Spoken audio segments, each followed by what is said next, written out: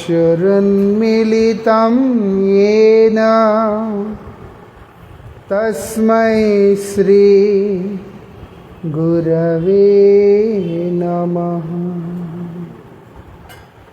वन्दे गुरुगत प्राणं स्वाचार्य निज किंकरं तीर्थनाम्ना सुविख्यातं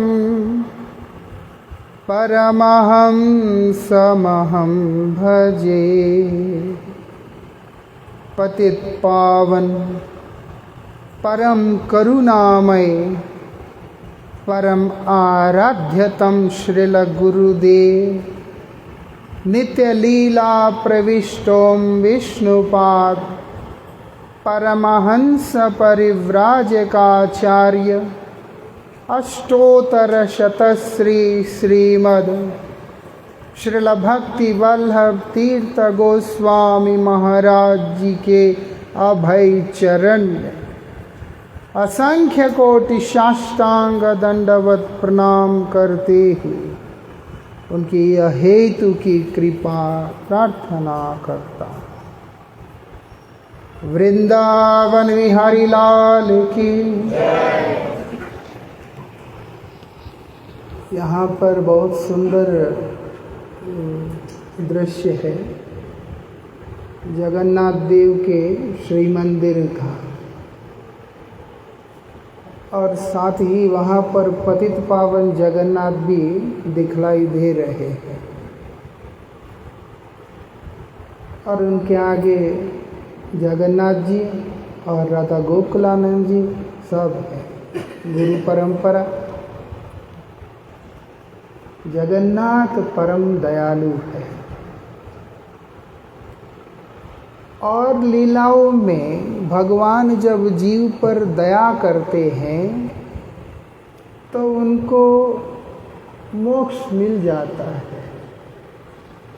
जगन्नाथ जिसके ऊपर दया करते हैं उनको धाम मिलता है, उनको प्रेम मिलता है। क्योंकि जगन्नाथ कौन है? अवतार नहीं है, जगन्नाथ अवतारी है। जगन्नाथ से सारे अवतार है।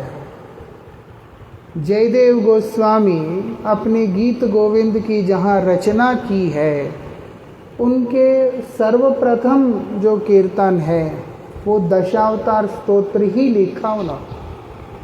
दूसरा मंगल गीतम है, उसके बाद और सारे कीर्तन। उसमें क्या बोलते हैं? केशव धृता मीन शरीरा, केशव धृता कूर्म शरीरा, सुकर रूपा नरहरि रूपा, ऐसे करके जितने भी मुख्य अवतारों का वर्णन वहाँ पे किया जा रहा है, वो सारे अवतारों का प्रादुर्भाव केशव से हुआ है, ऐसे करके बोल रहे हैं। केशव मतलब कौन है?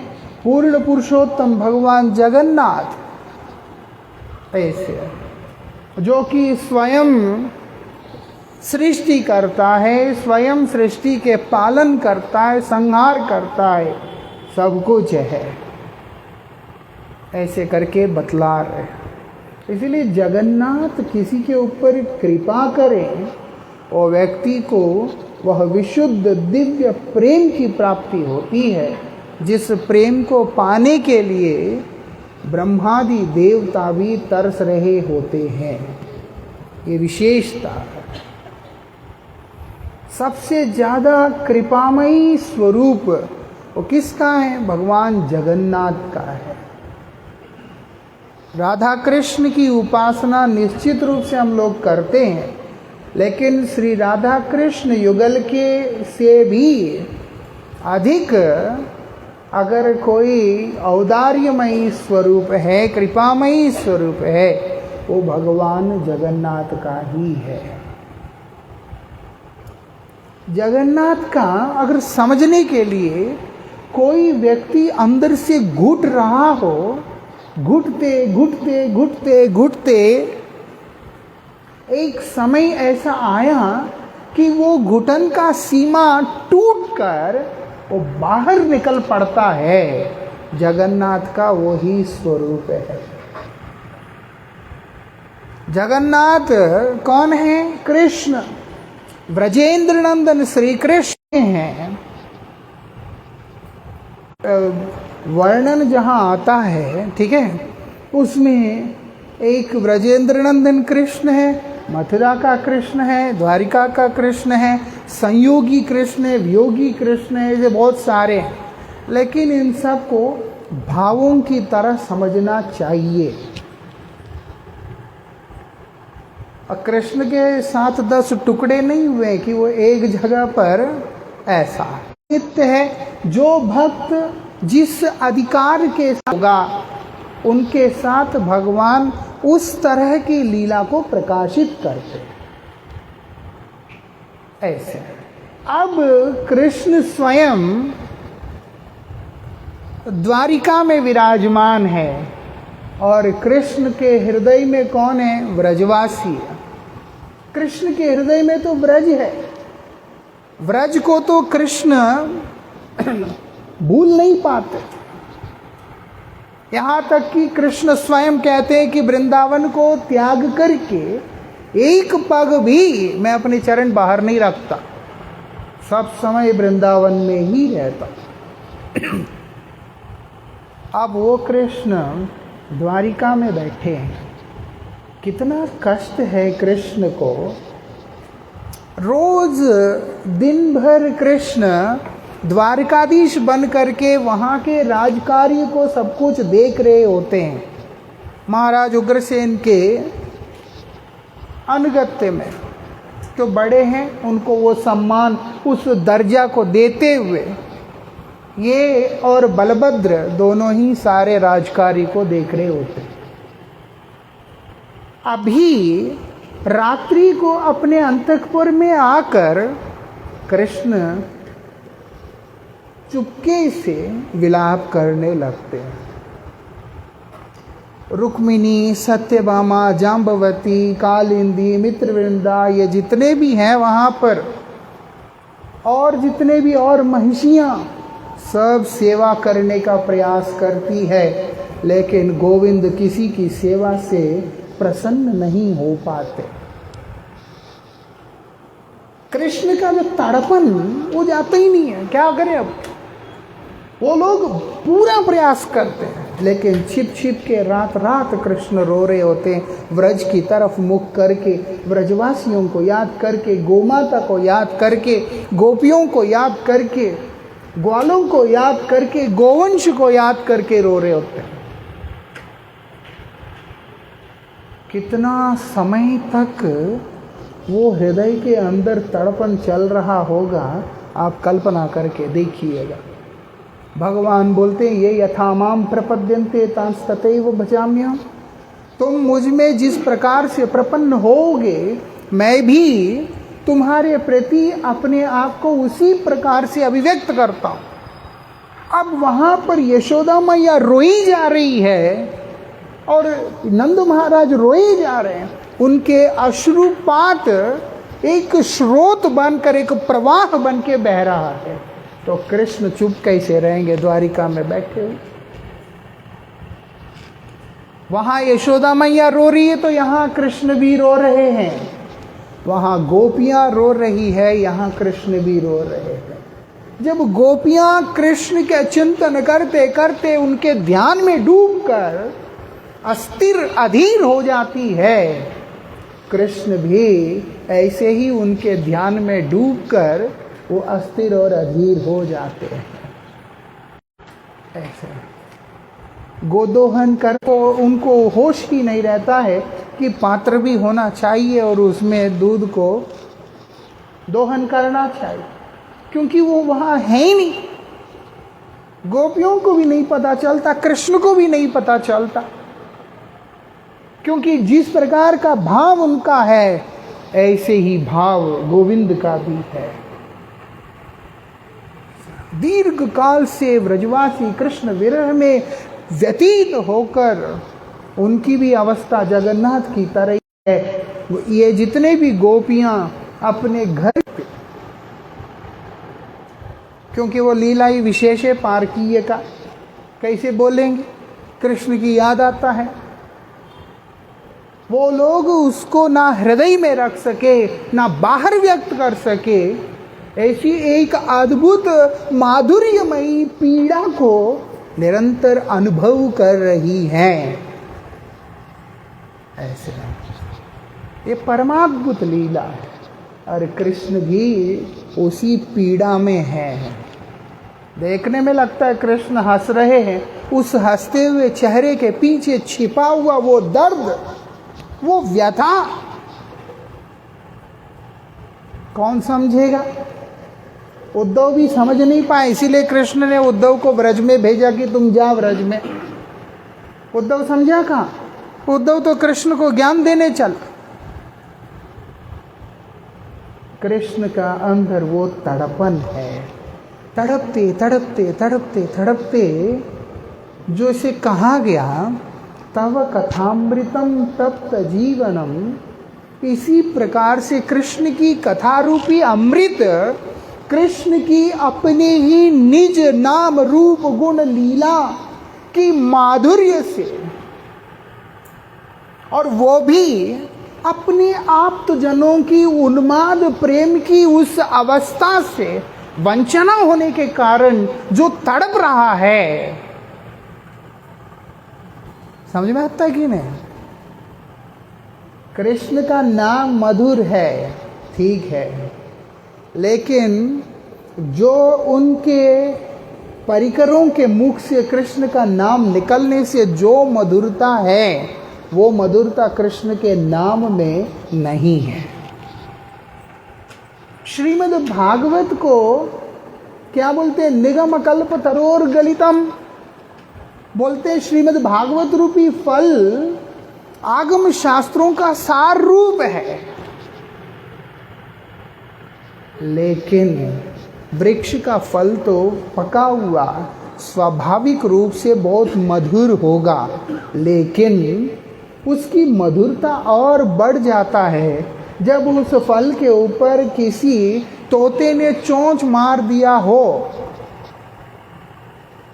कृष्ण का नाम स्वतः मधुर है, उनकी लीला, उनके गुण, उनके परिकर, उनके सब कुछ स्वतः ही मधुर है, लेकिन कृष्ण को वो उतना मधुर नहीं लगते हैं।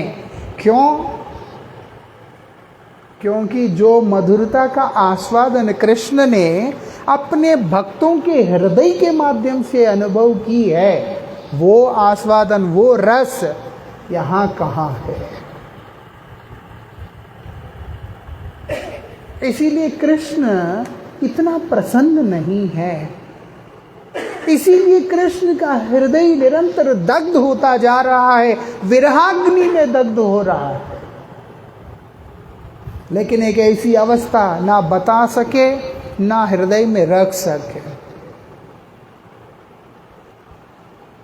वो जो अंदर का दबा हुआ विरह की अग्नि, वो जिस समय फटा तो ही वो जगन्नाथ का रूप धारण करके प्रकट हुआ है।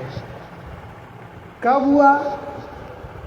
माता रोहिणी जिस समय जितने भी ये महिषियां हैं उन सबको लेकर के बिठाकर, शायद कोई और करता तो ना होता द्वारिका में, वो तो माँ रोहिणी ने की है, इसीलिए इसे हुआ है। रोहिणी मैया से लोग पूछते हैं, ये तो अनंत ब्रह्मांडों के स्वामी हैं, हम सब इनकी दासी हैं, इतनी सेवा करती हैं, लेकिन ये प्रसन्न नहीं रहते हैं, हमेशा उदास से रहते हैं, व्रज की ओर मुख करके विलाप करते हैं। क्या कारण होगा इसका? तब रोहिणी मैया सारी महिषियों को लेकर व्रज की लीला को सुना रही है।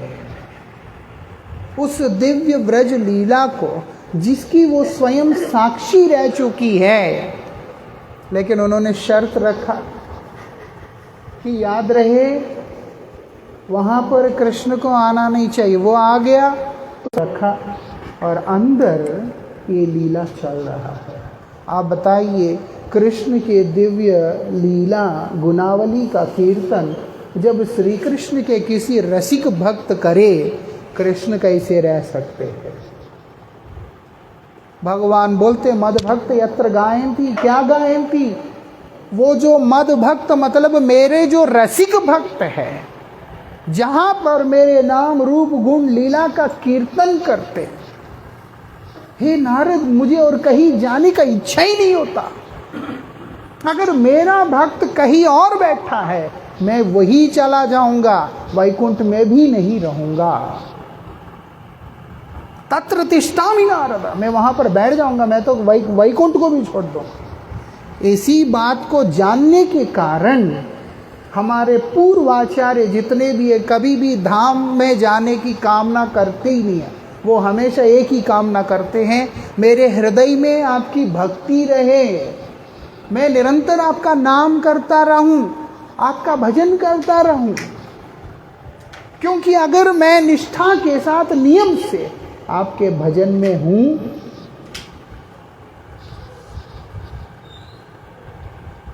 मैं निष्ठा के साथ नियम से अगर आपके भजन में हूं, तो वहीं पे आप है, और आप जहां हैं वही तो धाम है। जहां आप हैं वही धाम है। और भगवान भी कहाँ रहना चाहते हैं? स्पष्ट शब्दों में बोलते हैं मद भक्त यत्र गायंती।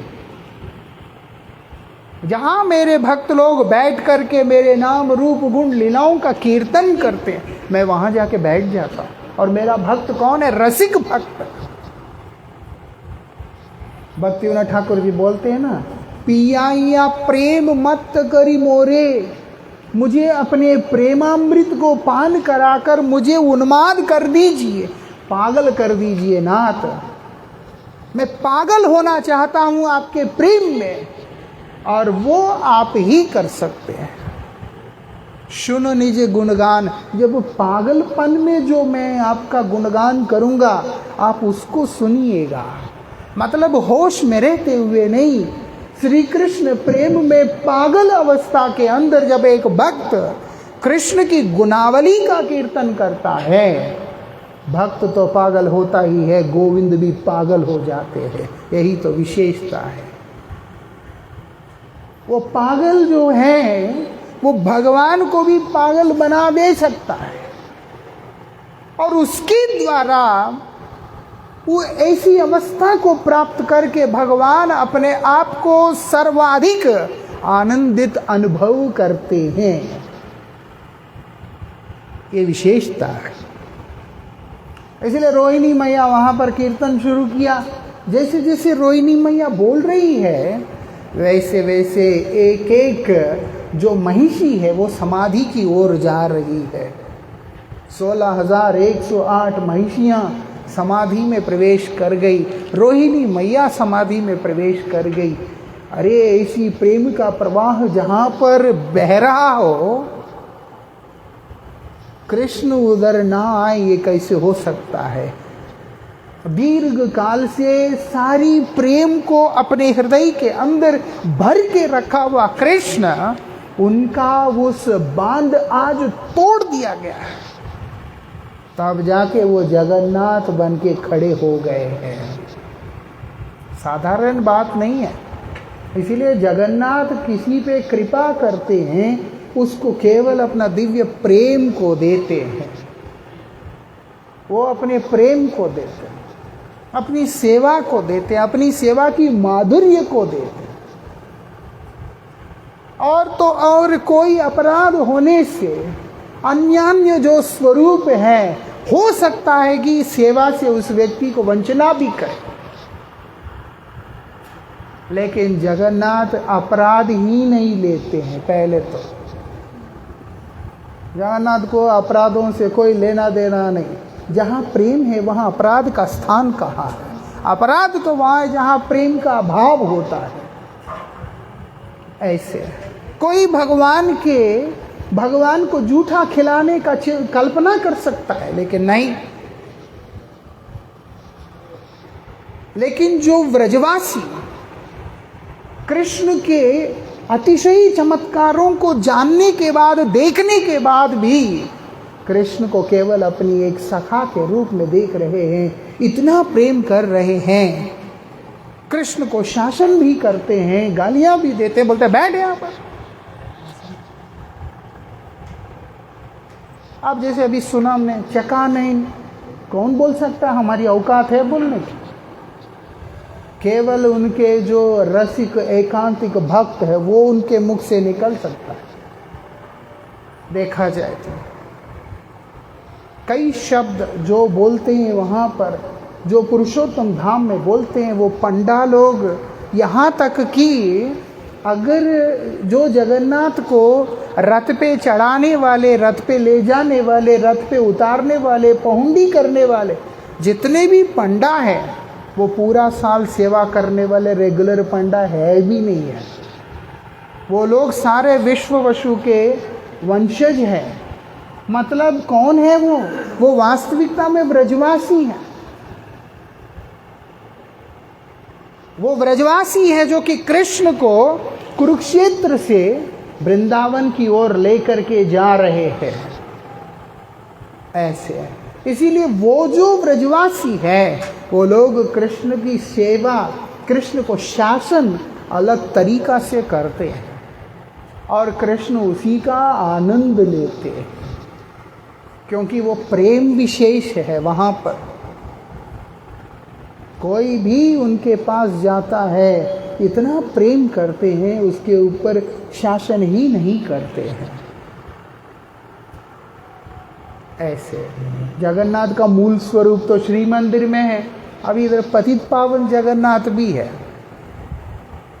पुरी के जो राजा हुआ करते थे उनमें से करते हैं, अभी भी है।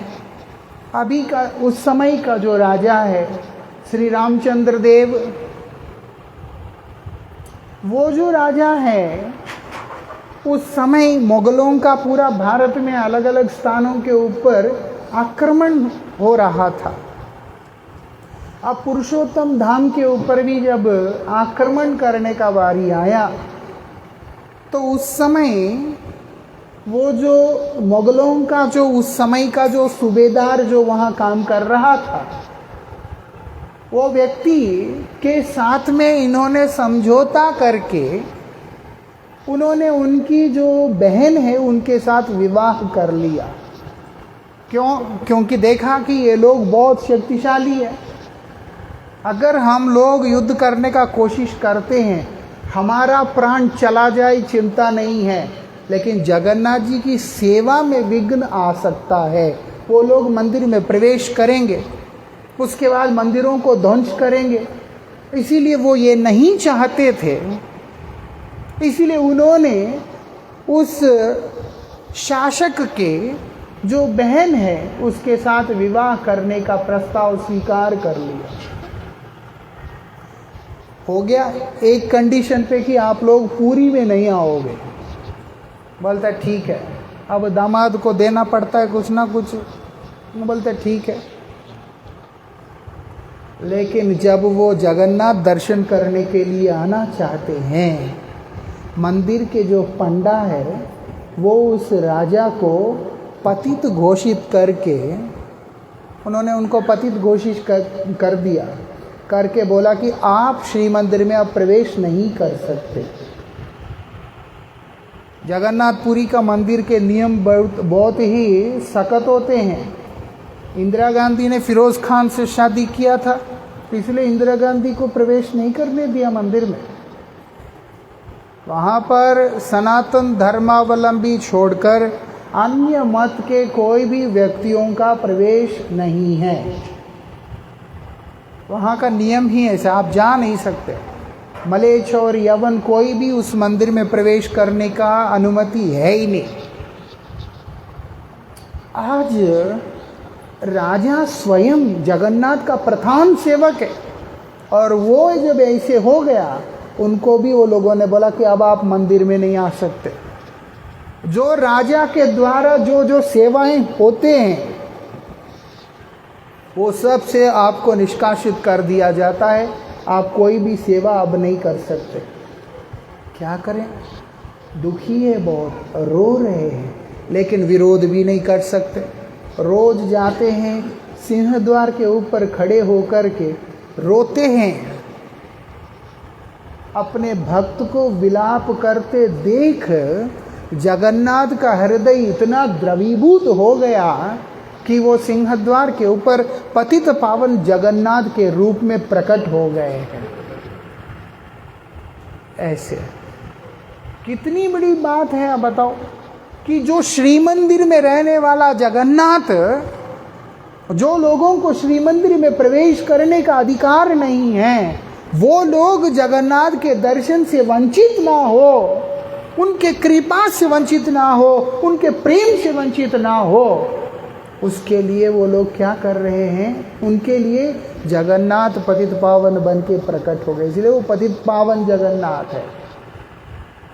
जगन्नाथ कभी किसी का त्याग ही नहीं करते, जगन्नाथ कभी किसी का दोष लेते ही नहीं, केवल अपना प्रेम को देते, क्योंकि प्रेम के लिए ही प्रकट हुए हैं। कोई अगर प्रयास करे थोड़ा सा जगन्नाथ जी का कृपा को पाने के लिए, जगन्नाथ सबसे पहले उसके ऊपर कृपा कर देते हैं। ऐसे जगन्नाथाष्टकम में क्या बोल रहे हैं, महाम बोधि स्थिरे कनक रुचिरे नील शिखरे। वो जगन्नाथपुरी के अंदर उस महासमुद्र के पावन तट पे बलभद्र और सुभद्रा मैया के साथ में जगन्नाथ देव विराजमान है। किस लिए? और बोलते हैं इस जगत के जीवों के ऊपर कृपा करने के लिए विराजमान है। वो प्रेम की मूर्ति अपने ही प्रेम को दान करने के लिए विराजमान है वहाँ पर। इसीलिए जगन्नाथ का कृपा जिसके ऊपर हुआ, वो भगवान श्री कृष्ण का मतलब जगन्नाथ देव का बहुत ही प्रिय भक्त बन जाता है।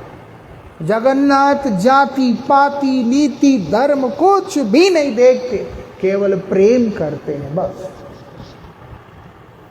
श्री रामानुजाचार्य जी महाराज जब वो पुरुषोत्तम धाम दर्शन करने गए, कितने महान आचार्य हैं, और उनके सेवकों के साथ गए और उन्होंने पंचरात्र विधि का प्रचार किया। उन्होंने किस प्रकार से सेवा वगैरह करना है भगवान की, वो बड़ी सुंदर एक विधि को उन्होंने प्रकाशित करके दिया। अब जगन्नाथ मंदिर जाके देखते हैं तो पंडा लोगों की जो सेवा बड़ा विचित्र है।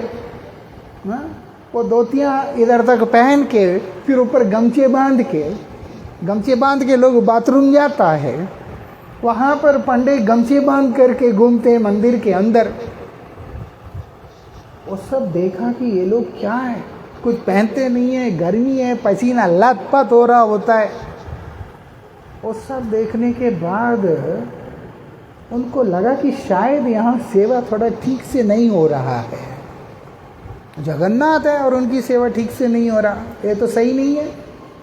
तो उन्होंने सारे सेवकों को एक तरफ किया और नए सेवकों को वहाँ पर लगाया कि आप लोगों ने सेवा अच्छे से करना है, ये वो ठीक है। सारे पंडा रो रहे हैं, सारे पंडा लोग रो रहे हैं, उदास है, रो रहे हैं। लेकिन रामानुजाचार्य को कौन बोले? कोई और कोई हो, वो लोग बोलेंगे चले यहाँ से। अब साक्षात रामानुजाचार्य, उनसे थोड़ा बोलेंगे। वो लोग प्रणाम करके चुप होकर बैठ गए और रो रहे हैं। जगन्नाथ से रहा नहीं गया। जगन्नाथ स्वयं श्री रामानुजाचार्य जी से कहते हैं कि वत्स, इनकी ये सेवा से ही मैं प्रसन्न हूँ, उनको ही करने दो। बहुत सारे स्थान है, लुप्त स्थान, उनका तुम संस्करण करो, पूरी को रहने दो। उनको लगा रामानुजाचार्य जी को क्या है मालूम नहीं, तो उन्होंने ध्यान उतना दिया नहीं। तीसरी रात्रि को जगन्नाथ देव क्या करते हैं, रात को पूजा इत्यादि संपन्न होने के बाद जब वो विश्राम करते हैं रात रात उनको वहाँ से अपने सेवकों के साथ उठाकर श्रीकूर्मम में ले जा करके घोर जंगल में रख देते हैं। सुबह हुआ, आंख खोल के देखते कि ये तो पूरी धाम नहीं है, कोई और होता वो उनको हिला नहीं सकता, वो तो अनंत देव है, बलदेव है, लक्ष्मण जी के अवतार है, उनको कोई कैसे हिला सकता है? अगर कोई और होता हिला नहीं सकता, जगन्नाथ है, इसीलिए उन्होंने उनको वहाँ से हिलाया। अब ये जब नींद खुला देखा कि मैं कहाँ हूँ, मैं तो पूरी धाम में नहीं हूँ, और फिर उनका मन उदास हो गया। वो भोजन नहीं कर रहे क्योंकि शालिग्राम सेवा किए बिना, वो विष्णु विग्रह की आराधना किए बिना भोजन नहीं करते। वहाँ तो कोई विष्णु विग्रह ही नहीं है, किसकी आराधना करें? 3 दिन तक उपवास किया, दुखी है अंदर से। तब भगवान ने उनको उपदेश किया कि यहाँ पर मेरा स्वरूप है, तुम मुझे प्रकाशित करो और उसका सेवा का संस्करण करो। तब उन्होंने वहाँ से वो विग्रह को निकाल के उनका सेवा इत्यादि की। कहने का मतलब है जगन्नाथ को अपने सेवक इतना ज़्यादा प्रिय है, वो उनका अतिक्रमण नहीं करते। क्या जगन्नाथ आदेश नहीं कर सकते थे कि उन लोगों को अंदर आने दो? सेवकों ने जो नियम नीति को रखा उसकी अवहेलना मैं नहीं करूँगा, लेकिन मैं कृपा जरूर करूँगा। इसीलिए वो ऊपर से नीचे उतर के आ गए। कृपा करने का अधिकार जगन्नाथ को है और वो अपना अधिकार का प्रयोग कर रहे हैं और कृपा कर रहे हैं, लेकिन सेवकों के साथ इतना प्रेम है कि सेवकों का बात को भी रख रहे हैं। जगन्नाथ अपने सेवक नहीं छोड़ते कभी, ये विशेषता है।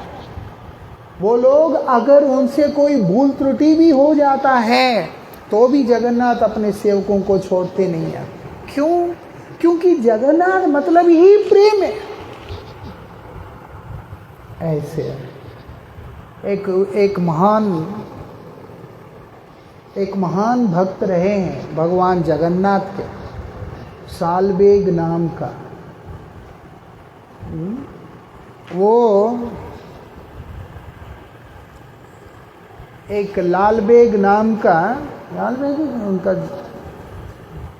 नाम का एक जो मुगलों का सूबेदार है, और बोलते हैं उनका पुत्र है, और वो यवन है। इसीलिए उन्होंने एक ललिता नाम की विधवा को हरण करके जबरदस्ती उनसे विवाह किया और उनका पुत्र बने ये सालबेग। उनको मतांतरण करने का बहुत कोशिश किया तो बाहरी रूप से माता का ऐसा लग रहा था कि उन्होंने मत परिवर्तन कर लिया, लेकिन हृदय के अंदर से उनके अंदर भगवान जगन्नाथ के प्रति अतिशयी भक्ति है। वही भक्ति माता से सालवेग को भी प्राप्त हुआ है। भक्तिस्तु भगवद भक्त संगेन परिजायते। भगवत भक्तों के पावन सानिध्य से ही भक्ति की प्राप्ति। अब एक समय युद्ध में जाने के बाद उनका पिता का वहाँ निधन हो गया और सालवेग बहुत घायल भी हो गए। वो घायल अवस्था के अंदर भगवान के प्रार्थना करने से, भगवत कृपा से वो जब ठीक हो गए, उन्होंने सब कुछ छोड़कर निवृत्त होकर पूरी जाने का मन बना लिया। पूरी धाम में पधारते हैं और उनके लिए जगन्नाथ का रथ रुक जाता है। आप बताओ, रथ के ऊपर रस्सी को जब तक वो स्पर्श नहीं कर रहे हैं तब तक जगन्नाथ आगे जाने को तैयार नहीं है। दुनिया के नजरों में जो व्यक्ति एक यवन की तरह दिखलाई दे रहा है, लेकिन जगन्नाथ की नजरें देख रहे हैं कि उसके हृदय के अंदर मेरे प्रति कितना प्रगाढ़ प्रेम है। प्रेम का मूल्य को जो समझता है वो उसकी अवहेलना कभी नहीं करता है। और प्रेम का मूल्य को इस जगत में अगर कोई समझ सकता है तो वो केवल जगन्नाथ ही समझ सकते हैं। इसीलिए जगन्नाथ कोई भी व्यक्ति के द्वारा दर्शाया गया, अभिव्यक्त किया गया लेश मात्र प्रेम के भाव को भी अवहेलना नहीं करते हैं। ये विशेषता है जगन्नाथ जी का। जो जगन्नाथ पूरा वर्ष जिनको श्री मंदिर में केवल महालक्ष्मी के द्वारा भोग लगाया हुआ चीज ही, जो बनाया हुआ चीज ही भोग लगता है, वो जगन्नाथ भी रथ यात्रा में जब निकलते हैं, जो व्यक्ति जहाँ खड़े होकर के उसके सामर्थ्य के अनुसार एक पत्र पुष्प फल तोय कुछ भी जगन्नाथ को दिखलाकर अगर अर्पण करता है, रथारूढ़ जगन्नाथ रथ के ऊपर से ही अपने विशाल नेत्रों से भोग लगाकर उसे प्रसाद बना देते हैं। इससे बड़ा प्रेम का और क्या प्रमाण चाहिए होता है। अरे वो जो वस्तु है आपको रथ के ऊपर रखने की भी जरूरत नहीं है,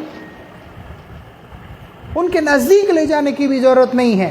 केवल रथ चलते हुए रथ के आगे इसे रख के जगन्नाथ इसको स्वीकार करो ना, वो उसी से स्वीकार कर लेते हैं। ऐसे दिव्य लीला है भगवान जगन्नाथ की। भगवान जगन्नाथ ऐसे हैं। और जो व्यक्ति चाहे वो कर्मी हो, सकामी हो, निष्कामी हो, मोक्षकामी हो, कोई भी क्यों ना हो, वो जगन्नाथ के पास जाकर के अपने हृदय की वांछा को व्यक्त करता है, उसे जगन्नाथ पूरा कर देते हैं। अगर वो कोई शुद्ध भक्त है और किसी का हृदय जगन्नाथ के दर्शनों के लिए, उन्हें पाने के लिए विलाप करता है, तो जगन्नाथ उसको अपना बना लेते हैं, उसको अपना बना लेते हैं। वो जगन्नाथ का बन जाता है। जगन्नाथ का बन गया मतलब वृंदावन का बन गया। जगन्नाथ का मतलब बन गया मतलब है श्रीमती राधा रानी का बन गया। जगन्नाथ का बन गया मतलब है व्रजवासी बन गया। उसका जीवन सार्थक हो जाएगा। वृंदावन बिहारी लाल की। इसको एको ठीक करना।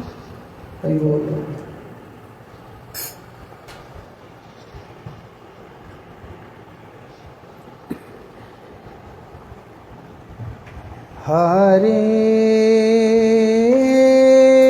कृष्णा हरे Krishna Krishna Krishna Hare Hare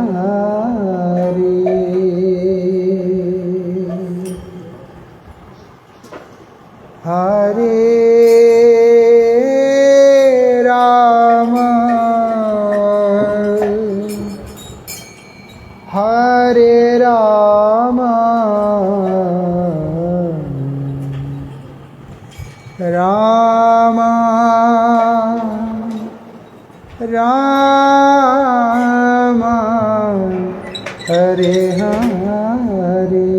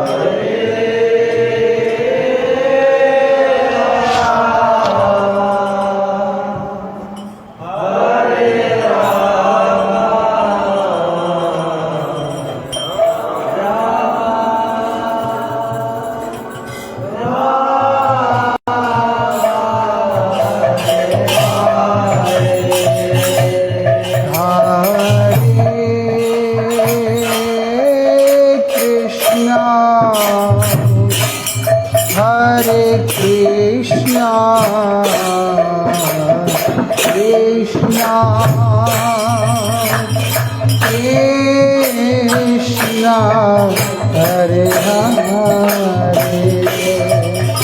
Hare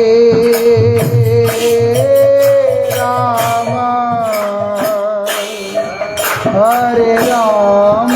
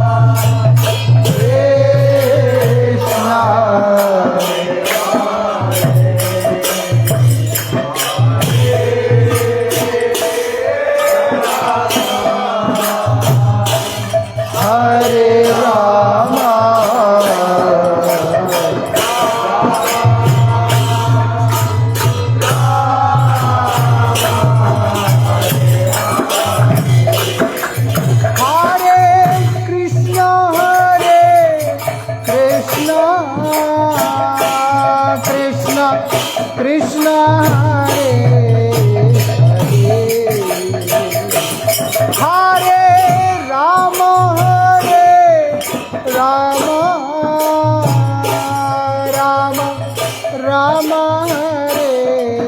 Hare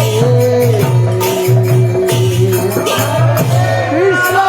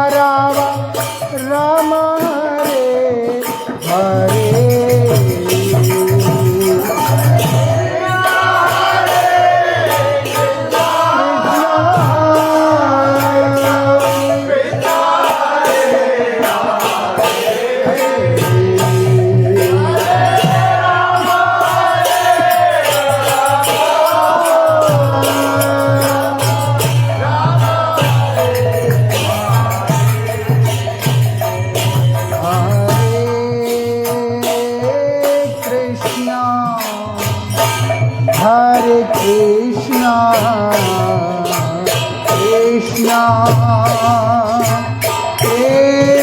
Krishna, Krishna, Hare Hare,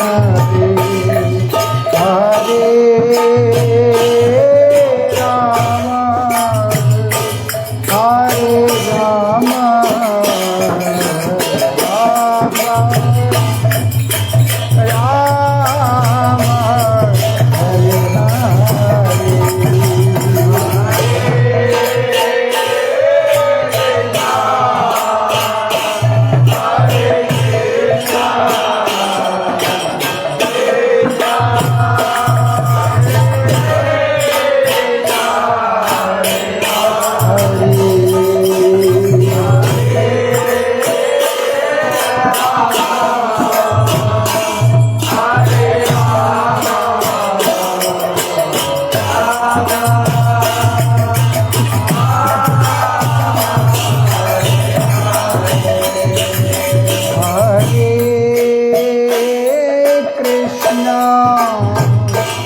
Hare Krishna, Krishna,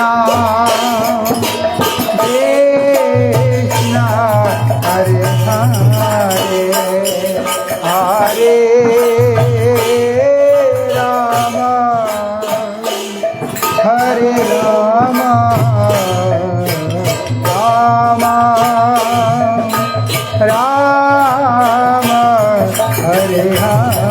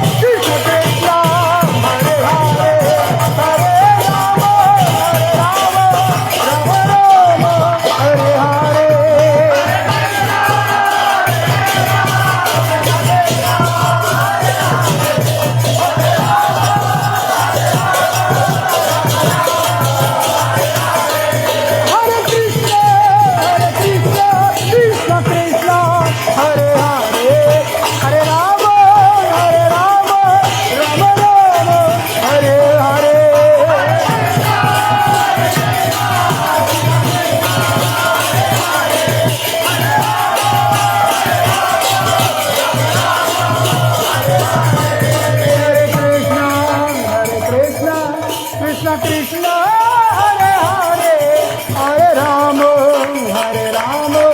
Ram Ram Hare Hare.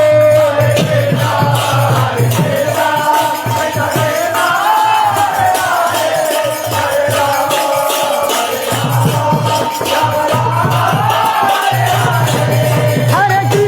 Hare Hare, हरे राम राम राम हरे हरे। हरे कृष्ण कृष्ण कृष्ण हरे हरे, हरे राम राम राम हरे हरे।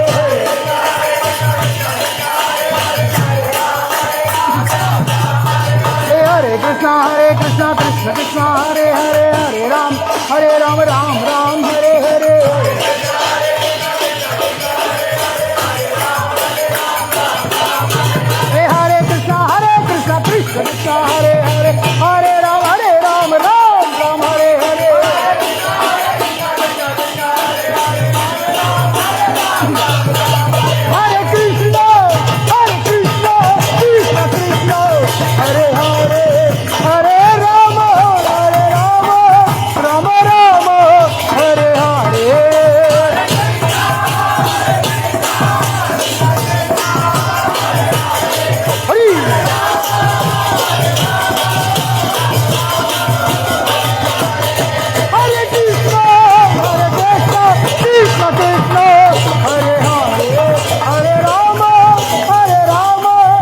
हरे हरे।